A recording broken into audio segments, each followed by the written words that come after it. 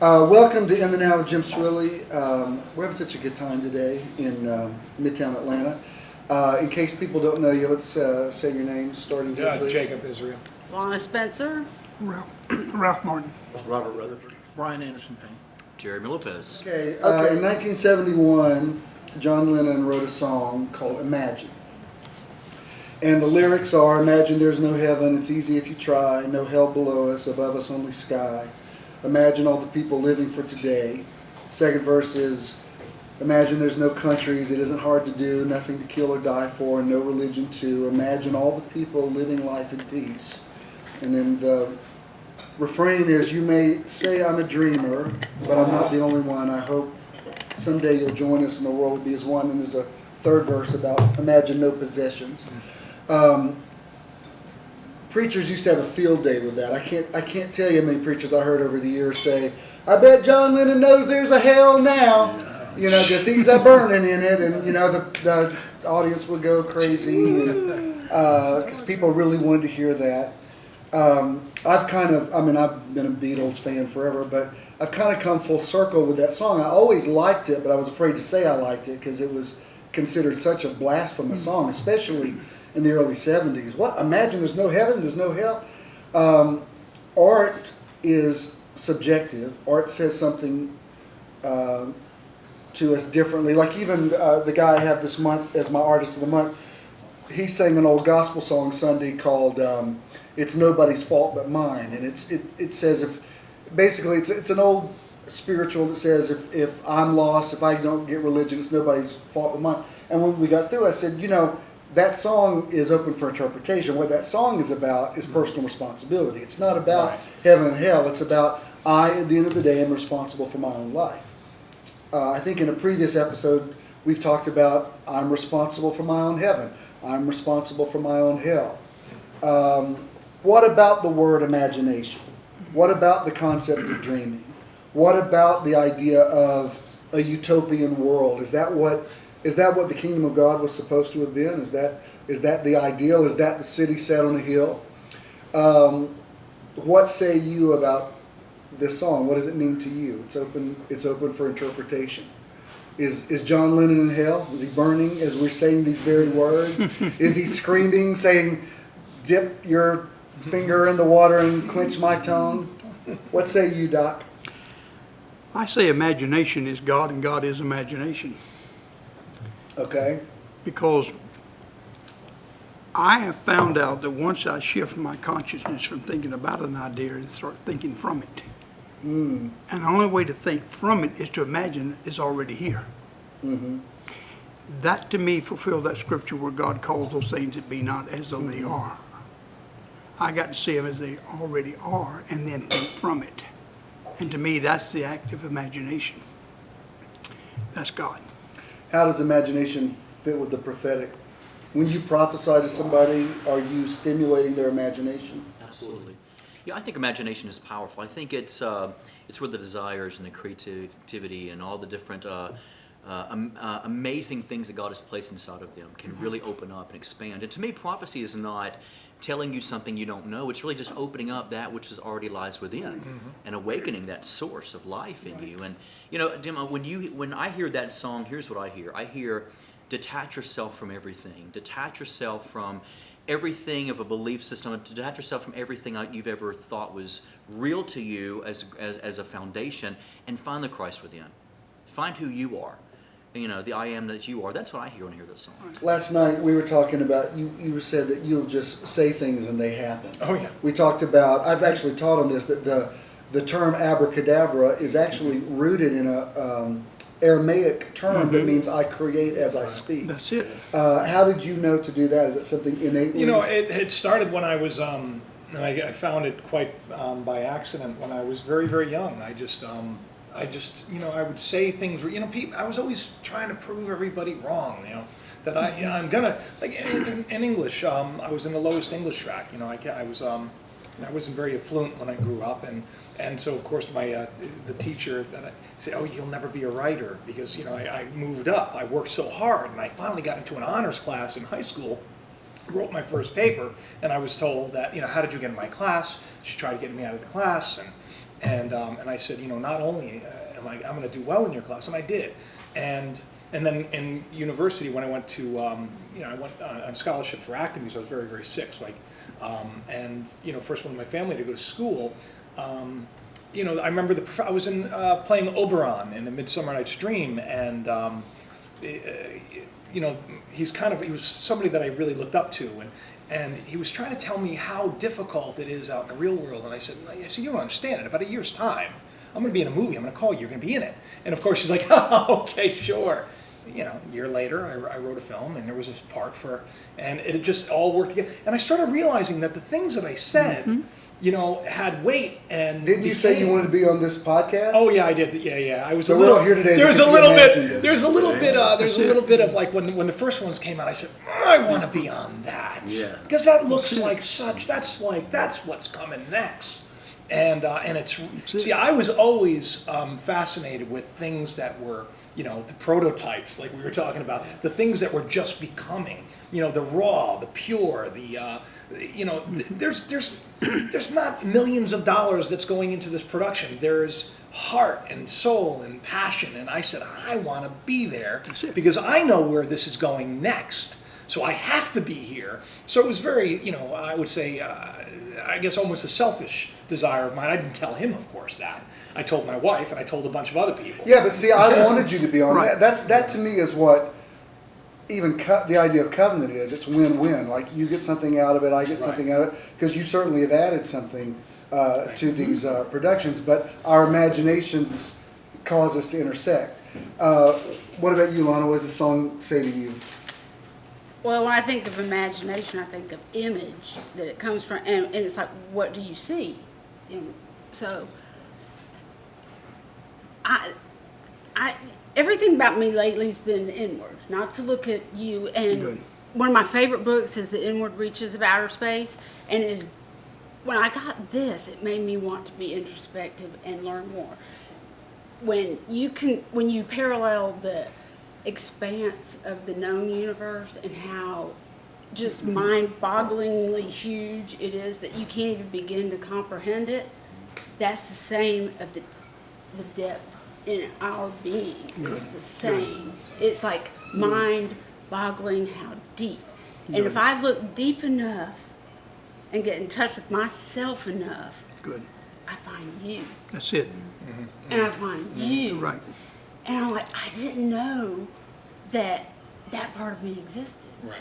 That's why, don't you think that's why sometimes you meet somebody and it feels like you've known them your whole life? Yeah. Because on some level you did, you imagined them. Robert, what do you think? There's two different sides to imagination. I had a not too brilliant preacher years ago give me counsel, and he said if you're with somebody, for instance, making love, and you don't really like that person, just imagine there's somebody else. A minister told you that? Absolutely. Thanks for watching In and Out.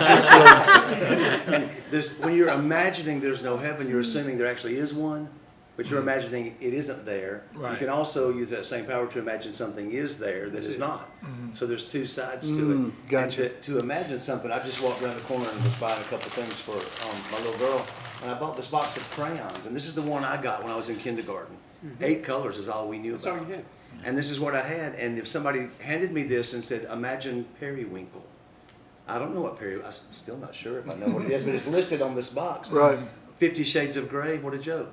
There's limitless shades of gray. There's you can't even count, because if you just keep adding a little smidgen of whatever, brown, black, or white, or whatever, there's no way to count them. But we haven't imagined all those. All we've been trained to see colors between ultraviolet and infrared. Right. There's billions of colors Right. beyond You can't those see- two. Well, isn't that, was it Genesis 15 where God tells Abram to come out of the tent, and the tent really represents the canopy, the limitation that's up above your head. The sky just goes from here to that fabric. But he says, come out and count the stars if you can. Meaning, you're not going to be able to do it. But at least it's going to give you a bigger idea, because as long as you're looking at the top of this tent, that's the end of your reality. But if you can count these stars, which to me is the ultimate scripture about universalism, because he says that your descendants will not be the nation of Israel. It will be everybody. It will be as abundant as the stars are. And that's why you're saying cosmology has such spiritual implications when you start realizing how big everything is. Yeah. But if I showed you periwinkle, then you'd be able to imagine it in the future because I've shown it to you, which is, I believe, what Jesus was. He's somebody who showed First us fruits. something that we could later imagine and be and become anything that he did, the spirit without measure. And yeah. And now there's not just 64, now they even make boxes of 200 and whatever crayons, but it could be a million. Well, even like on your Different colors. computer, like there's ways that you can, when you're coloring something, you can just move that little dial, and there's so many variations, and it's like I wear a lot of black, and it's interesting because black's not black. Like if it's, there's gray black, there's green black, there's blue black, there's brown black, there's totally black, and when you start matching things, you're like, this black doesn't go with this black. That's why you can't pull it off sometimes if you're going to wear these pants with this jacket. Like, no, those are two different blacks, and it's obvious you didn't. And so that's the implication. So what do you think John Lennon's motivation was in writing this song? Where does it come from, Brian? Let me go first and say that thinking about when I think of the whole idea of imagination, not to sound spooky spiritual, but it's kind of how I think of the word faith, because I think of it in my head as having and not having at the same time. So while you don't literally have it, but in some part of your mind, your spirit, The evidence of things not seen. you really have a really great grasp of it. So the whole imagine. How can I have something tangibly when I don't have it here somewhere? I've got to physically be able to picture, even though it doesn't really exist yet, or may not exist for me, so to speak. Yeah, that's good. There's something that actually this song brings up lots of things I want to talk about. I was sharing with Jacob last night some of the really kind of small things that have happened to me that would kind of fall under the label of power of intention. Like a few months ago, Ken and I were walking just a few blocks down over there on Peachtree Street. I walked by this building. Most of you have heard me tell this, but I walked by this building. I've seen it my whole life. It's across the street from the Fox Theater. It was built in 1910. We're walking by, and and on top of it, they have they're like gazebos. There's these ornate things with poles and a roof, and they're really cool looking. And I just said, I've always wanted to go up there and see what those things are. From the street, I can't tell what they are. I would love to go up on that roof. And that's all I said. It wasn't like it was on some bucket list. I wasn't praying for it. I said it. We kept walking. We kept talking. 4 days later, my daughter Christina calls and says, can you pick Sophia up from school, her daughter, and drop her off at this place where I'm nannying? And I said, where is it? And it's that building. I said, that's where you're working? Yeah. Can you get me up on the roof? Yeah, sure. So she buzzes me in, and 4 days later, I'm standing up on that roof. Because at the time, I thought, how would I don't even know what building this is. I wouldn't even know who to call. And they're not going to let me go up on their roof. Like, what, are you a terrorist or whatever? And I just said it, like, I would like to do that, and there it was. Then, a few weeks later, I had the thought, I would love some Raisinets. I haven't had Raisinets in a long time. I was going to go to the store and get some. Decided not to. Then later I was going to go to a movie. I thought I'd get some at the theater. Decided not to. Next night, I go to the store. Got to pick up 3 items. I don't even pick up a basket. I just pick up my 3 items. I go to the 10 items or less line. Nobody's in line. Nothing on the conveyor belt. I pay for my stuff. I get in the car, reach in the bag. There's a ginormous bag of Raisinets. And if somebody had been in front of me, I would have thought, well, somebody left it. I looked at the receipt. It's not. I wasn't charged for it. I don't know where it came from. Now, here's the question. I can see that I can make that happen. Like Luke Skywalker can levitate the rocks out of the swamp. What he's got to figure out is how do you levitate the spaceship. Y'all follow me?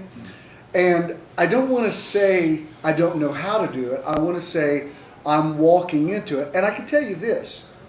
You're all here partly for my own selfish reasons. And I don't mean selfish in a bad way, but I can't get to where I need to be without them. Right. Do you understand? Yeah, it's like there's something that each of you has. You've got a piece, and I don't know what it is. It might be a word, it might be a phrase, it might be an intention or whatever, but I have to have you. So yeah, I want to do some videos, I want to do some podcasts, and who knows what this might become. It could be picked up by a network, who knows. But in the meantime, I can't imagine the next thing without you. I've got to, there's iron sharpens iron. There's a stimulation that happens. When I hear you say, I've spoken things into existence, I'm like, yeah, that's right. I need to hear that. I need to remember that that's in the realm of possibilities. Right. Well, quantum physics 101 states nothing is real until you see it's real. Power of the observer That's effect. it. Until you say it's real to you. Now, if we go back and understand that even Jesus himself said, did not I say to you whom the word of the Lord come to, that you are Elohims. That's Hebrew for creator. Okay, that's creator. And he said, and the scripture cannot be broken. So we are Elohims. We are little gods. Gods. That's why there's no separatism. There's no Brian and God and Brian. Right. Just all one. That's why when We're these Elohims. heresy hunters say, "Oh, you're preaching the little God doctrine," I'm like, absolutely. Absolutely. You mean like Jesus taught? I'm an Elohim. Well, But even you mentioned quantum physics, but the idea that the quantum field has infinite possibilities, and whatever you observe in it collapses That's into what your it says. reality. That's what it we're, says. we're sitting in this room because somebody saw this room, Right. and that somebody drew some plans, and somebody decided they'd build a restaurant here or whatever. Everything you're walking in and out of people's ideas. I drove over here in a car that somebody imagined. They saw that picture and they imagined it. This day, I thought of this day. I thought, let's make this day happen. I imagined it. Yeah, that's it. It's manifesting what I saw in my spirit. I had a really interesting, this is, I just posted a video that I did a while ago called Speak Life, and it's, believe it or not, it's become one of the, one of my most popular ones. And that's kind of how even Jacob Israel came to be, was I said, that's who I am. That's who I'm going to be, and that's who I became. Now you Google me, you find me, and we are. That's who we are. We are creative beings, and we live from this. But see, here's the thing: is that our vision is so small. Right now, you can send, and this is based on quantum mechanics, the cell phone. This is why we have it. You can text somebody it goes up in an instant. Someone in China's Facebook. Isn't that amazing? And that's because, here's the thing, is I believe that it's not about the circuitry. I don't think it has anything to do with it. I don't think that the reason this mic works is the way it's made. I think it's because we believe that to get the mic to work, to get the cell phone to work, it has to be orchestrated a certain way. So we had to kind of trick ourselves into just saying, I can't just contact someone just by thinking them and communicating them. And that's where we're at, where we're going. We're moving into a progressive way. That's why my vision is expanding. I'm seeing bigger and better. Like I was telling Jim last night, I said, it's all coming. I said years ago, 44 is the year for me.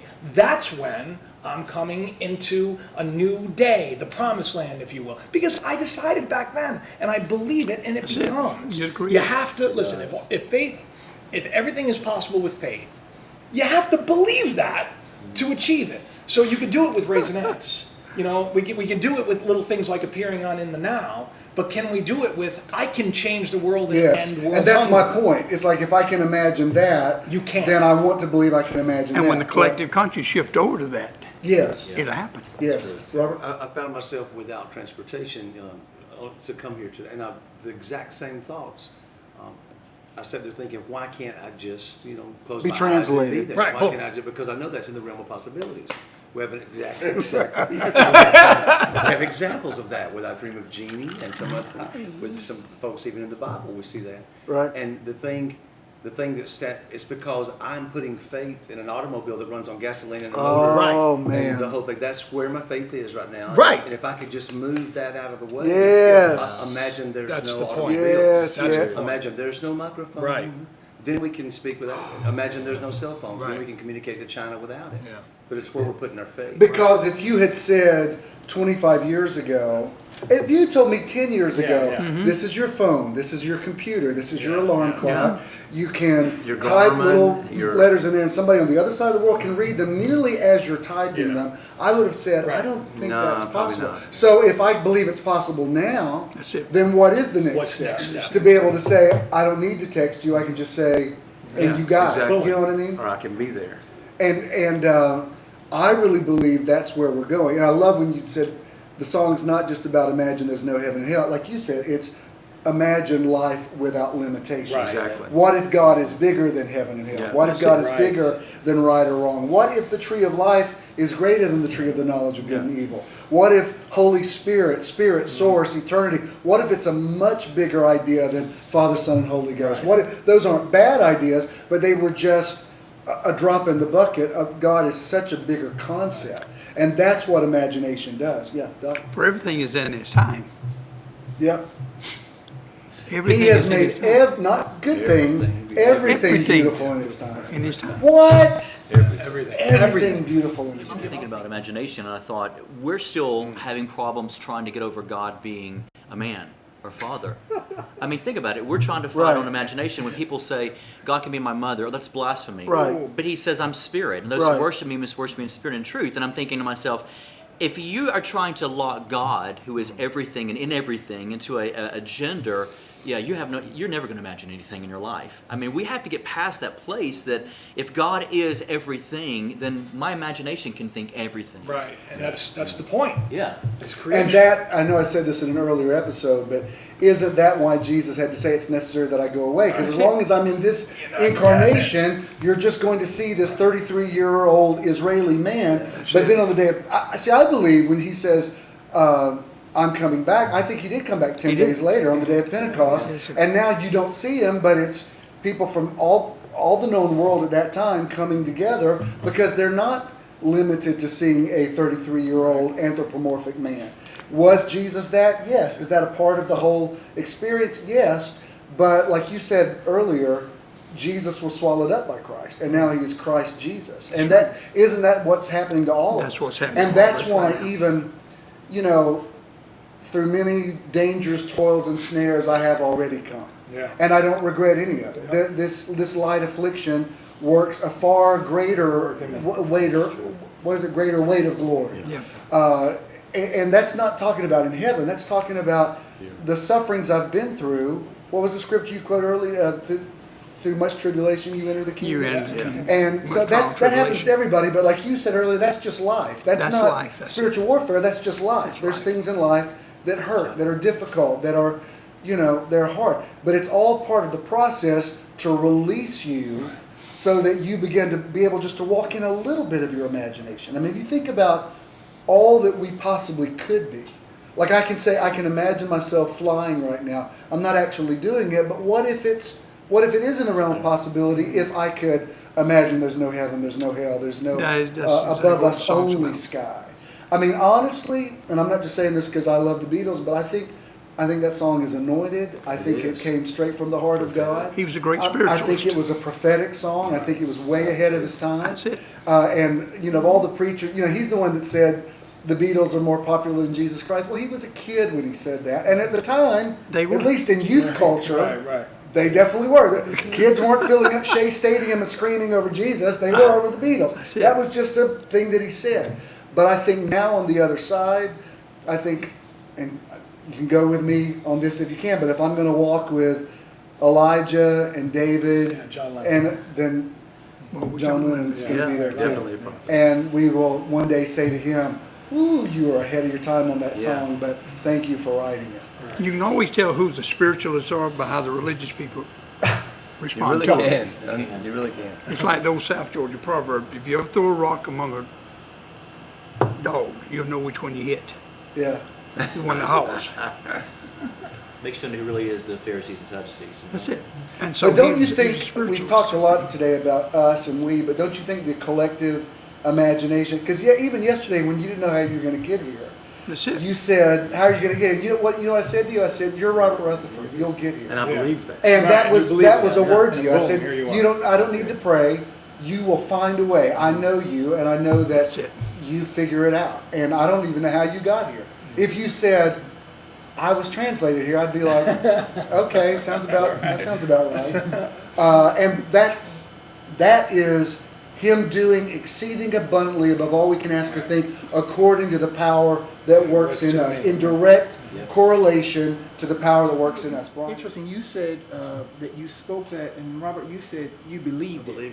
And I think one of the reasons that imagination is not where it perhaps could be today is because that positive affirmation hasn't been spoken in Yeah. people's lives. There's a lot of negative, there's tons of it. You know, you're a bad boy, you're gonna do this. Absolutely. And see, here's the thing is, we're creating all the time. Yeah, You know, everything that we create, we blame other people, but we're creating it. Like someone who comes, I knew that person was gonna come against me, because you first Right. imagined they would. You make your That's spiritual it. warfare. You You're are the creator. Right. You're at the driver's seat. You make heaven, you make hell. That's You know, good. you make peace, you make chaos. It's like I know we're over time, but it's like back in the day remember when you used to have problems with your mic at church and people would say, "Devil, you're not going to keep us from having church." And the more you did that, the more you created that. Like you're making that happen. I want to say this, and I don't want to get into some mutual admiration society here, but you're all extraordinary people, and you're here today because I imagine the very best for you, and you all have something to say. I've known most of you for years, some of you longer than others, but I'm just blown away. There's no script for this. I just gave you a little bit of an idea where we were going. I throw this stuff out to you, and without flinching, you're giving me feedback. It really is amazing. Don't ever take for granted what we create here, and we record it. We put it on the World Wide Web. That's amazing. You know the implications of that. That somebody, Right. as soon as this is processed and put on YouTube, somebody can be watching this in Indonesia, and they're sitting at the table with us. Isn't that amazing? Yeah. That to me, and I got to shut up. But when John said I saw a new world, and he said there was no sea. Right. Because in the ancient world, whatever was on the other side of the sea was non-existent. Well, now technically there is no sea because I can text somebody, and the sea is not a barrier to me anymore. So when you marry the spiritual implications, then you bring in the scientific part, the technological part, it's stimulating our imagination, and who knows, next time we meet, we might just meet because I just sent out a thought to you and y'all just showed up like, yeah, I know, I got it. Yeah, I'll be there. Won't that be cool? Right. Because this is possible now, Right. and it wasn't a few years ago. That's right. Who knows where we're headed. Right. Good stuff. Awesome. All right, thanks for being with us on In the Now with Jim Swilley. Love you. Awesome.